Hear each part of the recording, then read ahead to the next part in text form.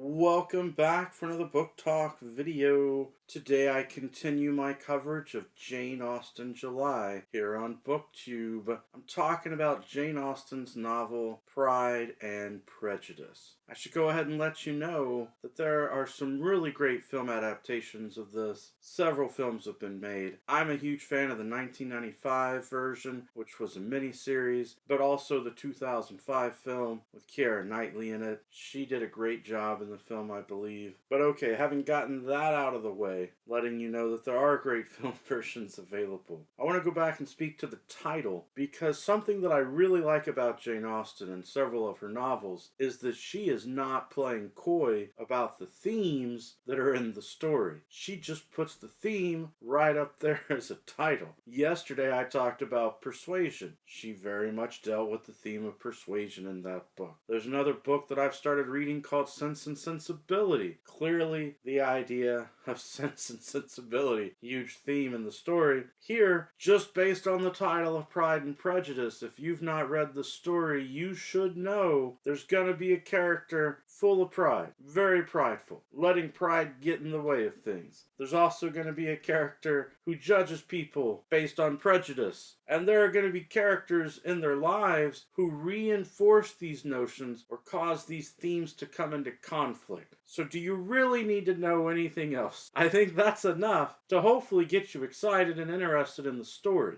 These stories were written in the 1800s. They are ultimately romance stories. They have romance and intrigue. They have people often of different social classes or who come from families who have different amounts of money, different fortunes. There's gossip, social gatherings, people coming together. If all of that sounds exciting to you, then I think you would enjoy the story. I had to read Pride and Prejudice back in college, and I should have given a disclaimer at the beginning of this video. I've not reread the book since college, but I do like the film adaptations, and occasionally I'll go back and watch one of them. Also, if nothing else, you probably know the reference to Mr. Darcy from popular culture, because somehow it comes up all over the place, whether you're watching something like Bridget Jones's Diary, or sometimes just reading a random book. They'll use the name Darcy. It's probably a reference back to Jane Austen's Pride and Prejudice. It is a great story, but I remember when we had discussions in class in college, what would happen is we'd go home, we'd read part of it, come back for class, discuss it, go home, read more of it, come back for the next class and discuss that. I did take issue with the turning point of the book, and I don't want to give you spoilers here because I'm always hopeful that you'll read the book yourself, but there's a point in the book in which Elizabeth has to decide if she in fact could love Mr. Darcy and be with him. This man who really she hasn't liked, this man who she has found to be offensive, and she's taken issue with him. And not a single person has ever been able to point me to a quote in the text that shows the moment in which she actually falls in love with him. A lot of people talk about her going and visiting his estate and the trip there and the conversation they have. But I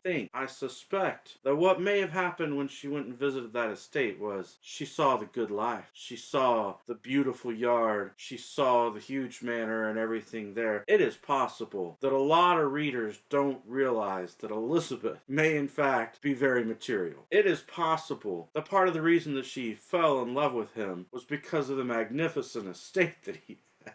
That's just my opinion, though, as someone who maybe may not be as romantic when reading these books. I was looking for it, though, so I challenge you, if you've read the book, or if you read the book, leave me a comment down below on the video. Tell me where the line is, where she actually falls in love with him, because I'm not sure if it's in there. Like I said, it's been a long time since I've read it, but I think it's possible that some people can be so impressed by the wealth and the great estates of others that they fall in love with them. Or at least they realize what a great opportunity it could be to marry that person and have a life with that person, because wow, you know, this lawn is very well maintained and these nice statues look so nice the way they're kept up. I'm being somewhat playful, of course. I recommend the book, and more so, I recommend the 1995 and 2005 adaptations. If you have a lot of time on your hands, the 1995 one is the way to go. It's really superior. If you have less time, you can watch the 2005 live version because it's shorter as just a feature-length film. Alright, that's it for today. Oh, you know what? I think the book could be more exciting. I meant to add that criticism in. There are a lot of kind of long, talky parts. It would be interesting if they added more action, more excitement, maybe some fights or something. Something supernatural would really add some flavor to the story. Again, I'm being playful. Alright, every day is a good day for a book talk. Peace.